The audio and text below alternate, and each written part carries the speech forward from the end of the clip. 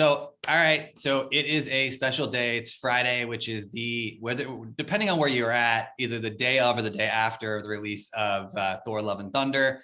I am joined by three amazing, talented, smart, what other adjectives can I think of? Keep going. Creators, artists, brilliant people, human beings. So we got Jeremy, who is popping in the gorgeous Iron Spider hoodie. And I can't come on theme. It's just cold in my area. Oh, yay. Yeah, so Mickey's wearing the full-on Venom. He's got the symbiote shirt on, which is looking fire as well. And then, of course, Amira is over here. I have a kimono. It's not No, but I was gonna call out I always love the vintage Iron Man and Spider-Man. So you guys are all bringing the mix of gloriousness here. So we got to talk about first impressions. My first impression, obviously, I'm just happy I got this little popcorn bucket behind me. Which, by the way, I ended up with like 4 of them. So, Amira, you did not have to worry about me sending you one because we had way too many. Thank you. It's nuts. But yeah, I want to get everyone's take. And let's start it off only because you're to my left. Let's start with Amira, and then we'll go around to Nikki and then Jeremy. I was gonna say, don't start with me. We can go the other way if you want. That's okay. Okay. No, it's okay. It was really fun for me, to be honest. I did find it really funny. It was like, I don't know. It felt like you remember like that Skittles like ad where they would like throw up like a rainbow. Yeah. That's what it felt like, but like it was good. It like in a good way. I know some people said like, oh, maybe it's like not as funny, whatever. I did find it extremely funny. The goats were maybe a little bit like annoying with all the yelling, but I was done with the goats after like the first few scenes with them. I was like, okay, come on. I'm sorry. No, the goats were never too much. I'm outnumbered 3-1. Okay, not the goats. The scream was too much. They should have varied up the screams. Okay, fine. Yeah, the screaming it made me like think of like, you remember, and I even told it to Tyga. I remember like the Taylor Swift thing when they did like the goats, and she's like trouble. It was the same yell. So every time they would yell, I would remember like Taylor Swift. So that was cool. But no, the movie was cool. Like aesthetically it was so beautiful. I think it was really, really beautiful. I like the fact that it was like we got to see Thor in a different light, because I mean, we knew that he dealt with trauma. We knew that he dealt with the loss of all his loved ones, but we just saw him like having, he just gained weight and that he was depressed, but that was it. But having him like really trying to get back and feel giddy, it was just like really good. I like that aspect, and I feel like we get to know him more. He was always like just like Thor. We didn't have like an emotional connection ish. We did, but like his whole thing was about being worthy. But now he's trying to create like connections and have some sort of like a family, which was I really loved. Yeah. And what else? I feel like I have a lot of things to say, but now I'm forgetting everything. That's why we circled back around. Yeah, we can take your time. We'll get into everying. You don't have to get everything up at the front. Like let me just say everything now, and then to get older, so that's why I'm starting to write stuff down now. But yeah, no, it was really cool. There are some things that I personally like. I was like, okay, but overall, the movie was fun. It was fun. It was funny. It felt like Tyga had complete and utter control. And it was real. I mean, Christian Bale, Russell Crowe, like it was so cool to see them. And for me, it was really funny because he was Gladiator, right? And then you see him at Zeus, and it was just like mind blowing. Anyways, it was really cool. I think that's well said. Mickey, what did you think? I know you enjoyed it as well. Oh yeah, I loved it. I remember sitting, in the first like, I don't know, 20, 30 minutes. And I was thinking, man, I kind of felt like we were I was enjoying the comedy and the jokes, but I was like, man, we got to like get going here, get out of this rut. But eventually we did. And once we started on our adventure, like, I mean, this is one of the better Thor movies, in my opinion. I enjoyed seeing more of what Thor went to, like Amira said, with his trauma and his depression, and what that did to him. And we kind of got to see a little more behind the scenes with him and Jane, because that was kind of just washed over before. And it was nice to see a little more in depth into that breakdown of that relationship. I really loved Jane's story. I really wanted like more of that. I almost wish that it had been more of the center of the story, but I mean, it's fine. It was really good. As a big fan of Gore the God Butcher, I loved it. I like what they did. Even when he was kind of like silly at times, it was still menacing and scary. It was maniacally silly. Yeah. So it wasn't like a lot of people are saying like, oh, he's just being, they make Gore a joke. No, I mean, not really. I mean, he's messing with kids. So, I mean, he was still coming off as very intimidating and very scary. I loved the whole, what was it? Omnipotence city or whatever it was. Yeah. How do you say, you can't say it 5 times fast. Omnipotence city, right? There was yeah, that would be one of my like voiceover warm-ups to do that. But so like, yeah, I really like that whole cosmic universe that we opened up right there. It just like, we had, you think about it, we had like really small, and now it's just huge. All of these things we got to see. I enjoyed the whole Zeus bit. I loved the interaction between him and Thor.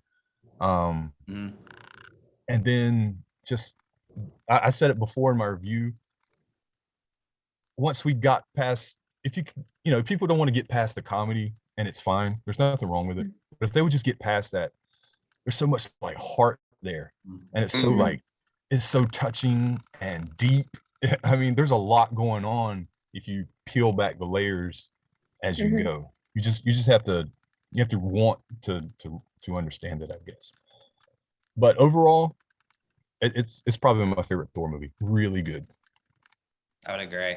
Jeremy, and I know Jeremy's got a lot of really great insight into the comic knowledge too. And when we were talking about Eternity, there's so much to unpack. It's a treasure trove of like little hidden eggs, I'm sure. But I want to overall today. Yeah. We can Okay, so we're going to start on that front with it. First off, when we see Zeus's palace in Omnipotence City, when they first bust out of that palace, did anyone else notice the 2 giant celestials that like kind of moved out the way? Yeah. Like, so I want to know what's going on with that, because as far as I was aware, celestials and the regular gods didn't really interact with each other.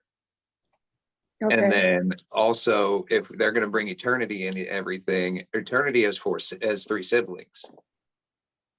You got Eternity, Infinity. I always forget the other 2's names. Death. Then Eternity also has an antithesis to where if Galactus ever dies, then Abraxas comes in and just destroys everything. So they've opened the doors for a lot of the cosmic stuff. But what is Eternity? Is it considered like the gods that we saw, or is it like more Eternity is basically has been there since the formation of the universe. He is the collective knowledge of all living things in the universe and all universes. So basically he has control over everything.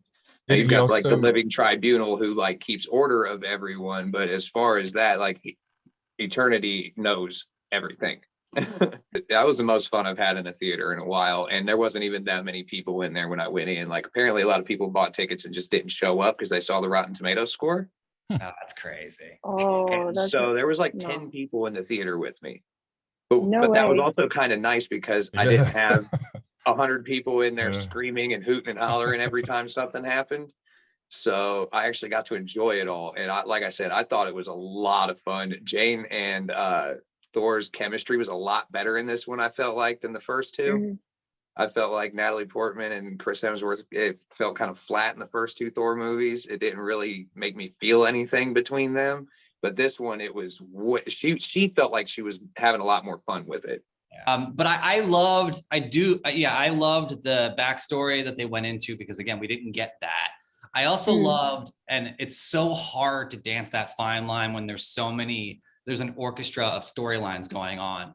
But when towards the end, obviously we'll put a big spoiler warning on this, the video, but towards the end, when she's dying and he's essentially begging her not to pick up, Mjolnir, I I can never say it right. Jonathan. Jonathan. Yeah, Jonathan. When he's begging her not to pick up Mew Mew again, essentially, like, he does say at some point, and I caught this because I'm very like sensitive to these things. He's like, it's your choice. So you think about like maybe movies 10, 15 years ago, where I always try to like, now when you try to expand your horizon and see what your personal perspective, you try to see the things like, oh, make sure they're not just like a mechanism to advance the man's plot or advance the, whatever. So she was her own hero, and it was her choice no matter what. And then obviously her stepping in was her choice, later on. So I noticed that. I loved that depth.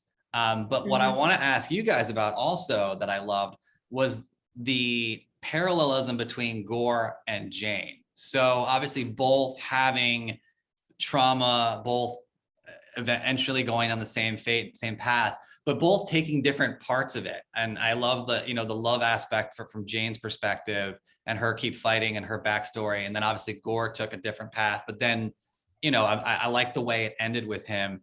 How did you guys feel about those two storylines? Because I feel like there's so many leads in this film, but as leads of different, one considered villain, one considered, hero, it really was nice to see the storylines be somewhat similar, but taking different paths, dealing with differently. And it really felt complete at the end of the film, those two storylines, I guess, if that makes sense. Yeah, I felt like it started off as very much Gore was very much on the rage and anger and revenge side. And then Jane was on, she was kind of feeling sorry for herself for a while. She was depressed and like angry and upset, but like eventually everything ends up, especially with Taika's films, it always comes back to love, man. And I thought that was just awesome. Mickey, what did you think? I know I have to still dictate. That's fine. It's always that interesting thing when it comes to like psychology, like why you make a choice to do something, like, and we can pick it apart a million ways, or at least I do. And it's something so simple as like you're given, or something bad happens to you.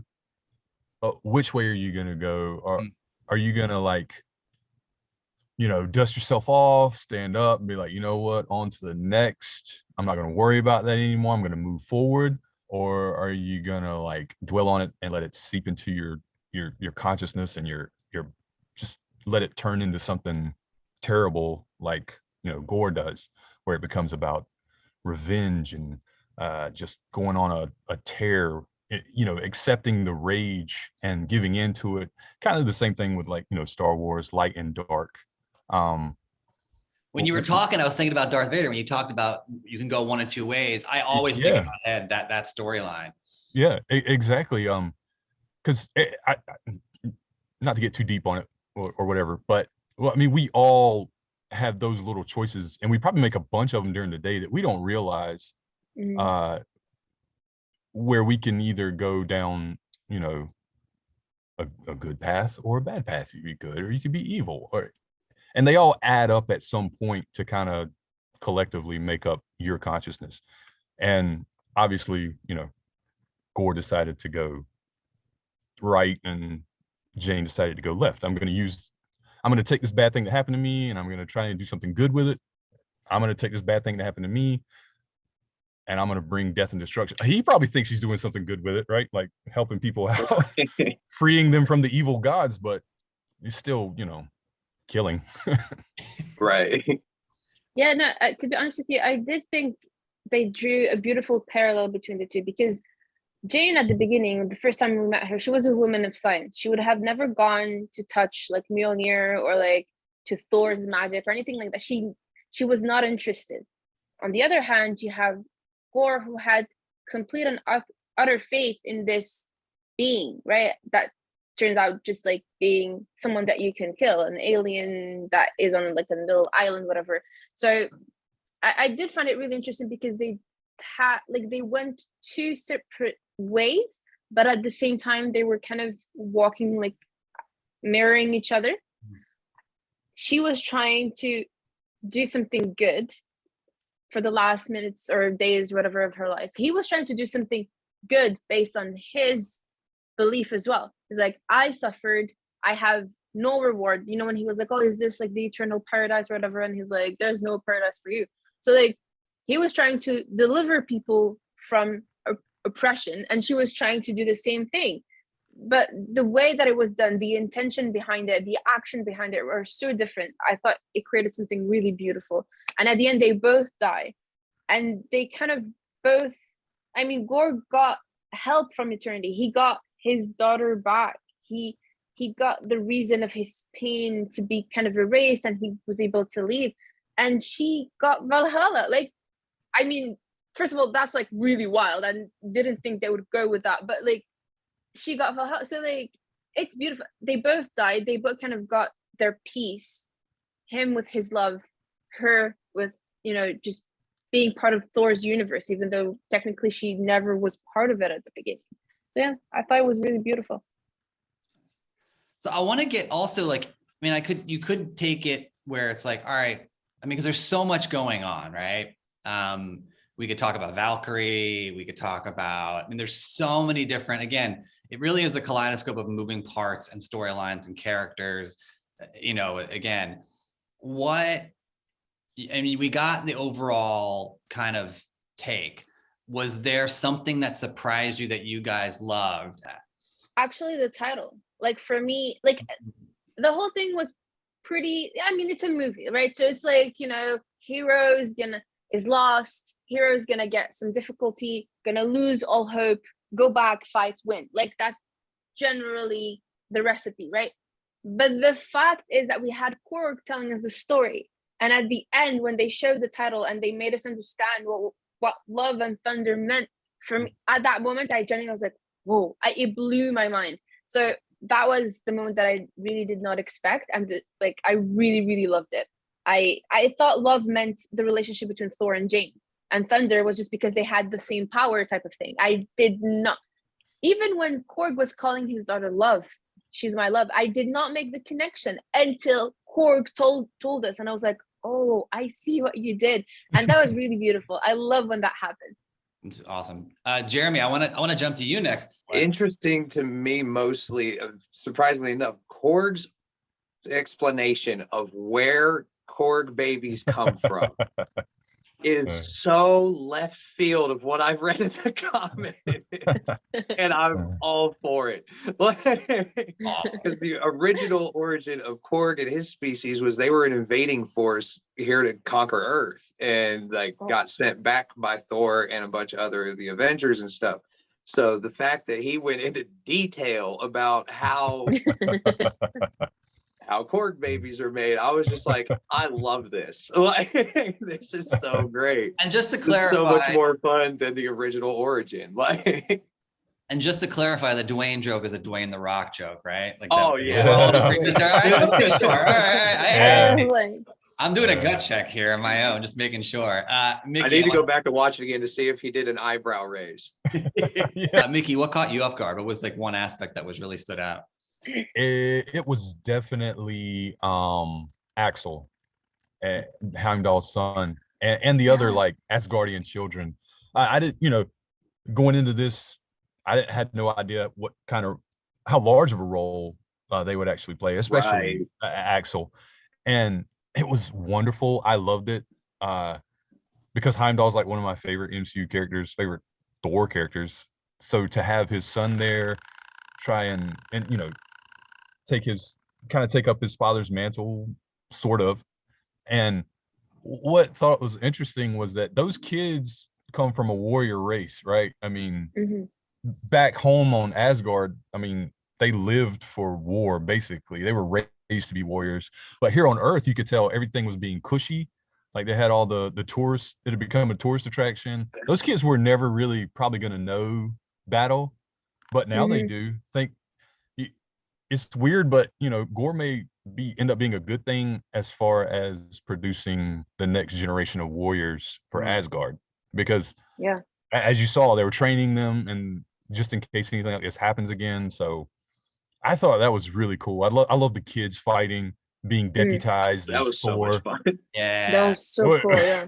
When he was saying the thing, and I was like, no way. And he did it. And what did he say? Like temporarily or something like Yeah, that for, was so for a limited cool. time. For a Limited limited time time Limited only. time only. And I was like, yes. And they all like But did you see that weapons it and- created like the tree of life? It created the Yes. same tree that he had. That was- like, right? Yes. That was so cool. That was probably I my saw favorite, that like, and like about cried. that was definitely like my favorite, like image, like screenshot. If I was a screenshot something for that movie that was the coolest, that's it. Like, I love the Okay, young 'cause girl with that's the also- fire hair when she was like, yeah. She was But then so cute. they had to fight for themselves, and they got to experience battle, and I think that's important for the future of Asgard and in the MCU anyway. Yeah, I said this before. It's funny because obviously there's stuff in there that cannot be seen by kids, and I think Jeremy said they earned their PG. There was quite a few kids Yeah, in the there's a theater few too. maybe That's things. what I thought was kind of like. But it's weird because there are certain aspects where I'm like, wow, this could have been a really amazing kids like generational film, because I think that moment is adorable where they're all deputized. I also think it was meant to be that way in the sense that, like, you know, now today, the day after doing the research, you know, obviously, so Love is Chris Hemsworth's daughter, India. We saw Taika's daughter was in there. Natalie Portman's apparently was also in there, and a whole mix. Christian Bale's one of his children was in there as well. So it felt like a love letter to their families, and like these stars getting together and really honoring their kids in this way, which I thought was really sweet. But the funny thing is, like, most of them can't see it because they're not old enough. Like, they actually created the monster themselves. Taiga let the children create the monster. They drew the monster and then he gave it to the team. And the team, awesome. like, so even like the snake where he's like, everything was created by the children. That's and then Taiga was like cool. saying, he's like, oh, that was so creepy. Children can have like really wild imagination. I'm like, you're the guy who just made the movie. I'm like, so, but yeah, no. So they probably would see it. It's so funny because, like, and again, I guess that's the one thing that left me with a question mark, was that, and the fact that even on the second watch, where, and again, I know I'm crazy for seeing it twice in one day, but it was just planned out that way. But when we went to see it the second time, I noticed more, like, I didn't like the scene with the snake and the kids the first time, and the second time I watched it, I actually I did like it a lot more, and I liked the movie a lot more the second viewing, which is weird, but because it felt like, I almost felt like Christian Bale, not just the actor, even though he is like an actor who just dives into a role, obviously one of the great ones of our generation, but like, he almost felt like, I don't want to say like a sadistic babysitter, but he was like, you could tell he was enjoying it as a father, and like and like the joke, like, oh, you liked it a second go, and like all the things, like I started to kind of get through like the backstory behind it almost, and what Amira just said, like, just solidifies that and makes so much sense, that like the kids were so involved, and it was like really must have been like a blast. But I am surprised they like the orgy stuff in there, or like, because I felt like this is not family friendly. Yeah, no, not family friendly. So yeah, I mean, and the Infinity Cones thing with like to what Mickey brought up on New Asgard, like it just had so much to it, and especially the ending. I mean, we got to talk about the ending. You know, with Love, and there's so many ways that can go, and we'll get to that, you know, the next go around. But for me, again, the ending was adorable, and I love seeing Thor like bond. I also, for me, a big takeaway, and I want to get your guys' take on this too, was I really had, going into this, a lot of concerns about the villains in Phase 4 that were kind of one and done. I don't think Agatha Harkness fits that mold, but I did feel like Wanda a little bit, and you can kill me or whatever, was so like, her ending was so abrupt in Multiverse of Madness. The same thing I felt, you know, for episode 5 of Miss Marvel, even though it's not over yet, with I think it's Najma. Najma, where like she just was like, oh, Kamran, all right, I'm done. Like the very last second, like, and I like, and I guess it just shows what a difference like 10 seconds can make. Like Christian Bale's take, where he's like, the scenario and the setting just had so much more impact to me. Yeah, no, I agree with you, because you know what? Throughout the movie, we saw the pain that he was still feeling for the loss of his daughter. It was still like he did all of this because of grief. Like that's like the origin of his of everything for him, like why he became the one killing everybody. So like when Thor literally told him, "You won," like first of all, that's like amazing for Thor, because Thor never used to back away from a fight. He like, you know, we saw it with Thanos, we saw it in different, like every movie he would be the one like, no, we have to continue, we have to, like he was harsh, he was always like trying to win no matter what. But in this case, it's like, I have something more important to deal with. The woman that I love is dying. You won, do what you got to do, I don't care. Like that's, and I think it kind of reminded Gore of why he started this whole thing, why, like his pain and everything. And the whole thing saying like, but she will be alone, that's like the most natural, I guess, parental instinct speaking. Like, I'm sure, okay, I didn't care because I thought I was by myself, but now that she's gonna be by herself, I don't want to die, I don't want to go, I'm thinking of Peter now. But like like, no, Mr. Stark, I don't want to go. But like but the thing is, for me, that's like, for me, if it humanized him, it made us remember why he did this whole situation. And I have my own set of like kind of personal issues with this, not necessarily issues with the movie, but there are like some themes that I didn't necessarily feel comfortable with. But that's like, I'm gonna talk about on a future video. I have to see it another time to make sure that I have my ideas in the right place. But I did like the fact that it reminded us that first and foremost, he was a father who lost someone, and that people can do really, really horrible things because of grief. It's not justifiable, it's not excusable, we're not doing that. But I mean, we saw it with Wanda, we saw it like, and yes, Wanda's ending was abrupt, and yeah. I guess I just didn't feel Wanda's. And it must be the execution over what's on paper, right? Is where with Wanda, and there's certain aspects that like, I think Bale and Gore sold it more, where he's like he's trying to explain to Thor and almost win Thor over, like, I'm helping you out. They're not going to save you. They're not going to help you. Same thing with I kind of disagree on this. I think like she did sell it quite well. The only issue for me is that the ending was just like, oh, okay, I'm gonna stop and destroy everything. Like, why would she just, after everything? And the thing is, the dialogue was always the same. I'm not a monster, I'm doing this for my children. I'm not a monster, I'm doing this for my children. And then on the 20th time you realize that what you're doing is not, for me, that like lacked a bit of like development. That's my only thing. But with Gore, we saw it. We saw like his pain, his hope. Even when he was like kind of bullying the children, he spoke of his daughter. He's like, I had a daughter once. Like, he never left him. So for me, it was really well executed. Yeah. And Mickey, I want to get your take on that as well. As a father, that first like opening sequence like broke my heart. You know, like I was trying so hard not to like bawl in the first 10 minutes of this movie, but and then come full circle all the way around to the end. I mean, just a chance to let them have a life. Even I know it's sad for them to be alone, but I think I would still give them a chance at life, even if I'm not going to be there, because that's kind of, I mean, that's the point of, that's not the point of kids, but it kind of is, to continue, you know, kind of your life in a way. But you want to make sure that they go on. And I know he was probably thinking in his mind that, okay, but if I do this, she's going to have to live in a life with all of those gods that don't care about her. And even if someone does take care of her, I still didn't complete that task, I guess. Again, it didn't was protect her. Yeah, it was heartbreaking in you again. And I was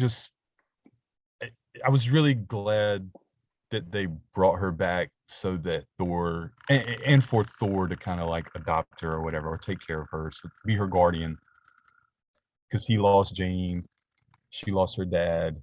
They can fill that void, sort of. I loved everything about it. It was a great ending. I wish personally that Gore would have stuck around for more movies. As an extended villain, maybe not like, you know, the big bad like Thanos, but it was okay. The way they did it, it worked perfectly. It was fine. And yeah, as far as the whole, you know, Wanda thing, which I'm still kind of like, ugh, what about? Mm. But that like you said, totally abrupt, and it still doesn't make sense to me. Like that movie still gives me issues when I think about it, as much as I wanted to like it because I love Sam Raimi. It felt very much like an anime filler episode. Yeah, and like in one of those, I don't know if y'all watch with Mike on TikTok. Little shout out to him here, but he talks about friend of the show on these TV shows he watches, where they just introduce this person to die later on. Yeah. That's kind of what that whole thing felt like. After all that development of Wanda, we just I think the one that we can agree on, and I love that Amira had a different perspective, because I love that. I think the one thing we can agree on, I think Mr. Marvelite had a really good aspect of it, and I want to hear Jeremy's take on too in a second. Was that if you know the backstory between, because I think we can all agree, I think WandaVision did an amazing job of telling her backstory. Absolutely. A tragic and just such a well-developed arc.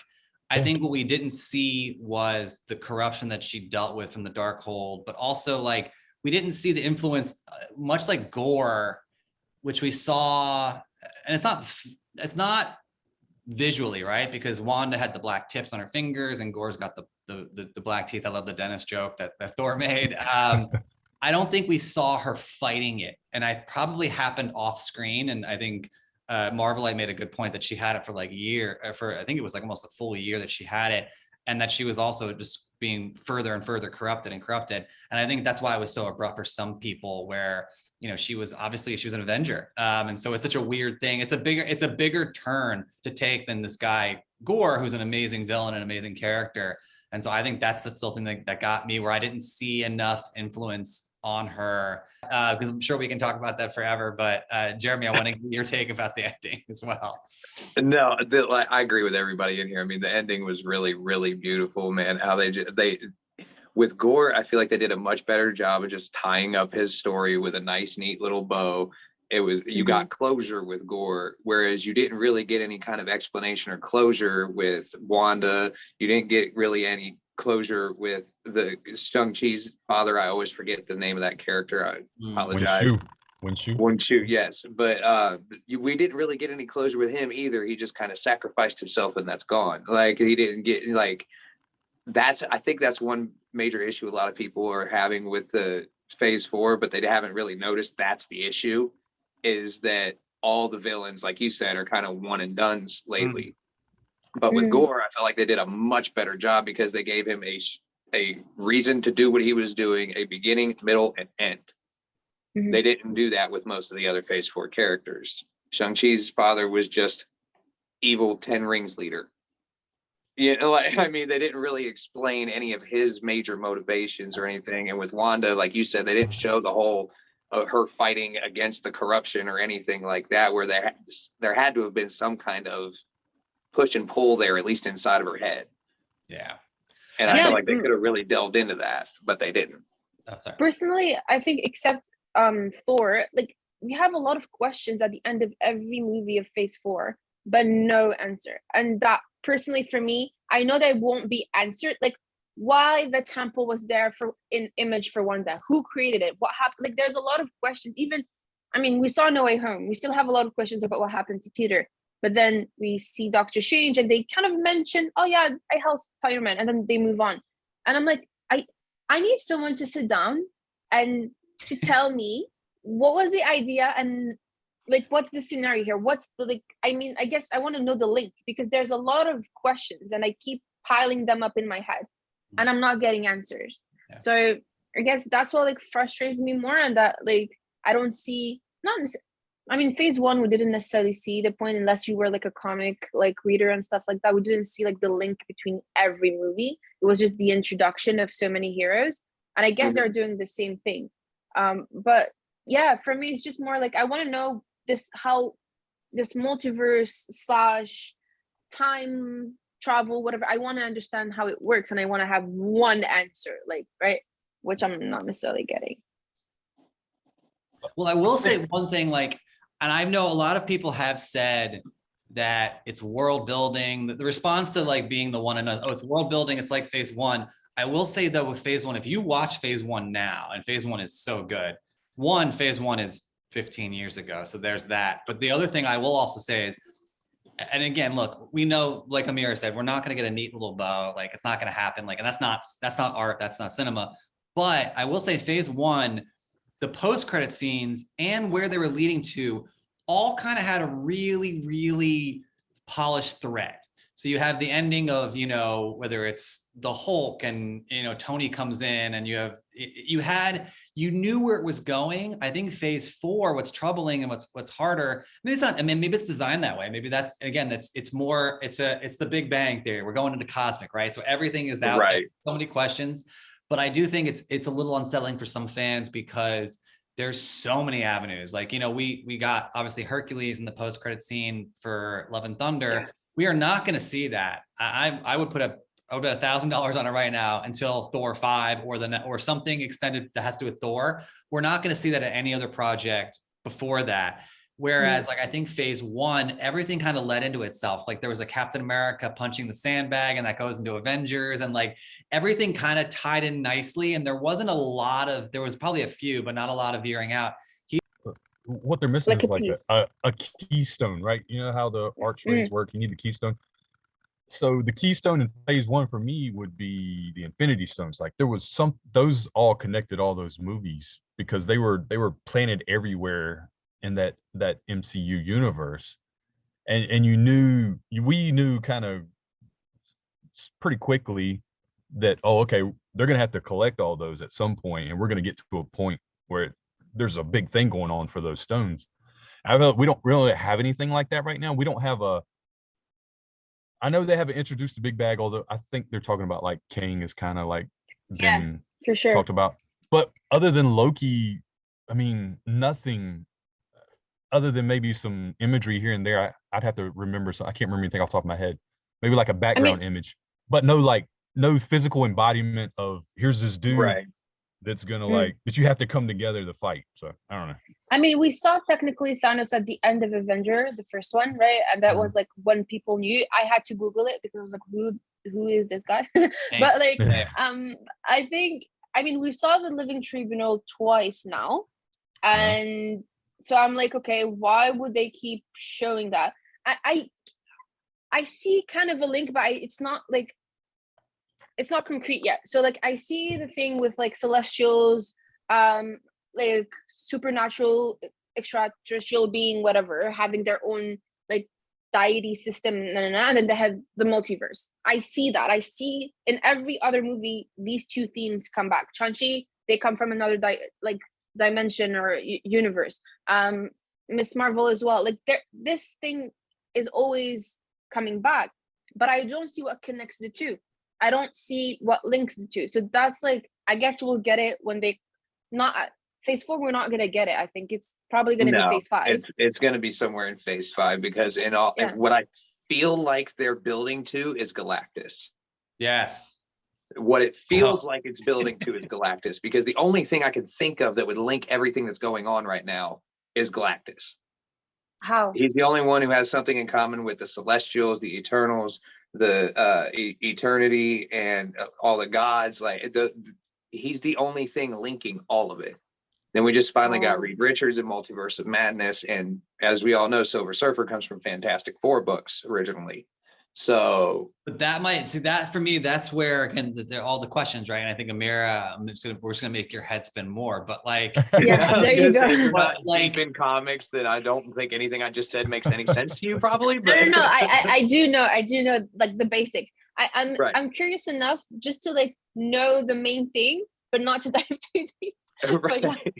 But I do think the one problem with that, and I want Galactus so bad, it's insane. But the one problem with that is, I do think there's this Fantastic Four movie hanging over the head that there's that big question mark there, because I could not have been more disappointed when John Watts dropped out of that movie, because I thought what he did with Spider-Man, his arc was amazing. And when he dropped out of Fantastic Four, it does feel like that franchise is cursed. And so and so Galactus would be, I think, the tie for that. Same with Silver Surfer, same with Reed Richards. And I don't know, and what also scares me is I don't know if the reaction to Krasinski was positive enough from Multiverse of Madness to keep the brass in, whether it's, what's the studio that owns them now? Is it Fox? I think it's Fox.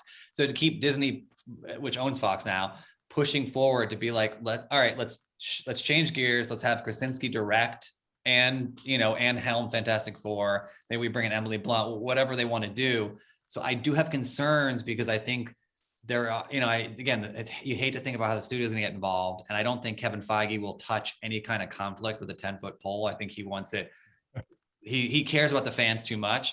So I worry about that. They are, I think they're in the next What If season. I think they've already kind of said the Fantastic Four will be touched on in that. That'd be cool. Oh, really? And because now that they've brought in the Captain Carter from Multiverse of Madness, that ties in What If right there. So it's they're tying everything in together, and I think that's what a lot of these Phase 4 projects are, is just their little ways of, okay, this one's gonna go we here, need that thread. this one's We gonna go just over need here, that. and then Phase 5 is gonna explain it all. There's But so nobody's got many any patience, including us. Like, but to want to know now.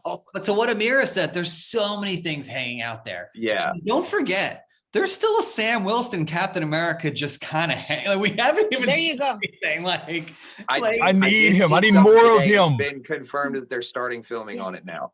They They're starting chose the- filming on it the- like next week or something. Yeah, they Really? chose a director, and I mean he's pretty new, and I don't know much of his movies. I think he made 3 movies or something, but He it's did, awesome. I think it's by the same guy who did Cloverfield Paradox. Yes, yeah. okay. So like, I'm really excited that we finally hear from Sam, because I'm like, you forgot Captain America. I'm like, where is he? Like, and it might become a bit difficult because I mean, Phase 1 all the way to maybe Phase 3, at the end of Phase 3, like it was always on Earth, right? Now it's out there, like it's in space, galaxies, multiverse. So I am really, really curious to know how they will integrate tiny human without the super serum Sam Wilson in that, like, you know, reality. Because I was thinking, and I'm not, like, you correct me if I'm wrong, but I was thinking maybe it's gonna be Secret Wars, and because they talked about Doctor Doom and stuff like that, so I was like, oh, okay, I read the whole thing, like I'm ready. But now we're talking about Galactus, and I'm like, But see, that's another possibility, though, is they could link all this into Secret Wars very easily the way they're doing it. So I mean, as far as the characters, I don't think it's going to be Howard Stern. Let's just get that. Let's get the elephant in the room. It's not going to be Howard Stern. Like, I don't believe no. I think he's probably got a cameo in it or something. Yeah. I mean, yeah. But and that's his another office gets blown up or something. You know? I do think, and then I want to get final thoughts, and I don't even know where you even take final thoughts from that. But like, yeah, we went really far. I mean, my brain is like spinning, you know, with Doom, Galactus. We talked about Kang a little bit earlier. Don't forget, there's Nick Fury. Isn't he coming back on World at some point? Like, what's going on? Like, and there's still some big thing going on with the scrolls that they just kind of didn't explain about either. So yeah. So yeah, I want to go final thoughts, and I want to help you guys out by making it more focused, because I think that'd be so, like, almost an impossible task. Like, hey, what are your final thoughts? What do you? I guess this is the best way to go. What do you hope to see? What do you want to see moving forward? What's like one thing that you really are excited about, and it has nothing to be announced or even been out there, that you would love to see? And I'll start with Jeremy on this one, that, like, whether it's this phase, next phase, just moving forward, like, I don't care when it happens. I want Silver Surfer in the MCU so bad it's not even funny. Okay, He great. could make a quick cameo in a side panel somewhere, and I'd be happy with it at this point. I mean, he can't be a quick cameo, though. I think for someone who is such an iconic character, that's the thing. Right. You have to figure out how to get it right too. It would have to be like the past Fantastic Four movies, where he'd be a major plot character. But I mean, like I said, I just want him in the MCU at this point. I'll take a post-credit scene for now.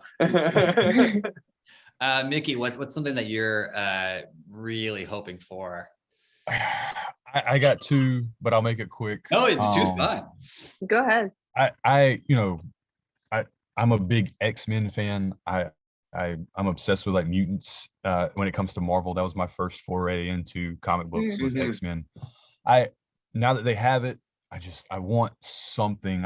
It doesn't have to be the X-Men. Just start talking to them about mutant history. Like they got to come from somewhere. You need to go ahead and start pushing that somewhere. And I think they've touched on it in a lot of movies where it could be introduced, and in Miss Marvel with the Jinn, I feel like they could kind of be in that same realm. Right. But other than that, you say you want to see Silver Surfer. Please give me Doctor Doom sooner rather than later. I don't even care if he comes from the Fantastic Four. And he would be so good as like the Loki type character for this next phase, where he could be in and out of these movies. He could be a bad guy. He could be an anti-hero. He could be helping. He could be hurting. He would just be doing everything for himself, like Loki. I feel like that's a missed opportunity. Okay, so me, it's two things as well. So one thing, I want to see Jonathan Majors again. Like Kang, I can't wait. I love Jonathan Majors. I feel like he is such a powerhouse. So I cannot wait to see him again. I don't care if Kang is different. I know he's gonna deliver, but please bring him back. That's the first thing. The second thing, it's not necessarily linked to the movies, but it's something that I thought about with my friends. But I wish that Marvel Studios like kind of bring some fans, but really or creators. I don't care. I'm not talking about me. I'm talking like about people who know their comics and their movies and stuff like that, and would have them like at the triumvirate, like 3 people that would speak and tell them, by the way, I remember in Thor 2, you said this, but now this is different. It contradicts. Could you maybe not? Like, I wish for them to do that, because I mean, I know they do their research. I know they have a team that does that as well. But I feel like the fans really snipers. We're like there, right? So like sometimes I do see like maybe things that don't make sense in the continuity of things. Like I remember specifically in Thor: The Dark World, right? Odin told Loki, "We're not gods. We die, whatever." And then Loki said, "Give or take 5,000 years," something like that. But in this one, they're using the term again, and I'm like, okay. Why the change? What happened?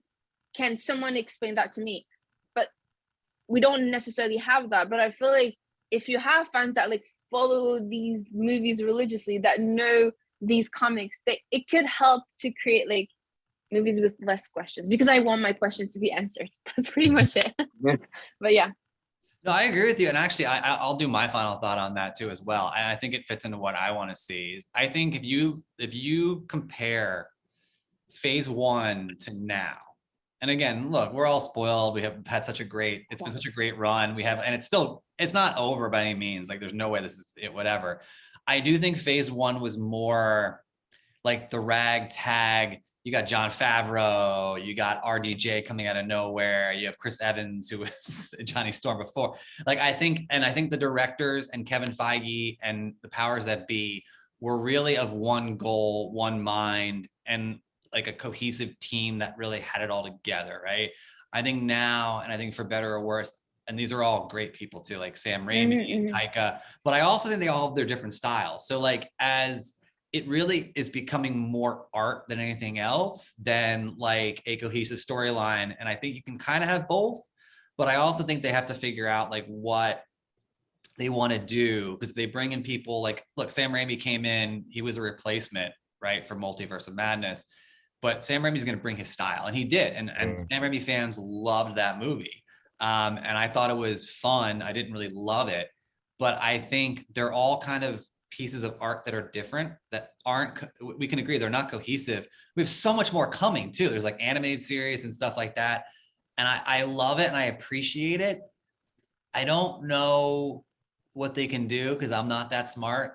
Maybe there's a Star Wars kind of aspect where it's an extended universe that people can have fun, like a what if, where it's like Legends content or whatever. And then there's the canon. And maybe I'm turning myself into a corporate stooge by saying that. I don't know. Like, I do feel like a mirror though, where I want to see I want to see a cohesive team come together, and it feeds in. I don't think they're all working together. I think they're all and see that's another thing is they could bring in the Inhumans, they could bring in the X-Men, they could bring in the Defenders, they could bring like there's a bunch of different teams that they could go with right now that they have the characters for. They're just not doing it yet. They have to justify it, because you cannot just take, like, I would love to see the X-Men, but if you just tell me the X-Men and you use the same story as Wakanda, like, oh yeah, they always lived on an island, no, like, no, I can't accept that again. Like, Right. It's impossible. So you have to justify, well, are they from another universe? Are they, like, I don't know. Yeah, they because were the X-Men didn't start off on Krakoa like where they are now in the comic books. That's a fairly recent thing. Yeah. So well, then, yeah. Yeah, I mean, it's the same thing goes. What was the reason? We can talk about this for hours. I know we can talk all day long. And it's that note, because we can talk about it all day long. Thank you guys. This has been an incredible conversation, which we'll be doing more of and having more. And I just, Jeremy, Mickey, Amira, thank you guys so much. This is just a blast, and I cannot wait to keep doing more of this stuff, because this is just like I'm speechless. I love this stuff. We could do this for, I can't believe we're doing yeah, I could sit here for hours. Yeah, no, me too. I'm like,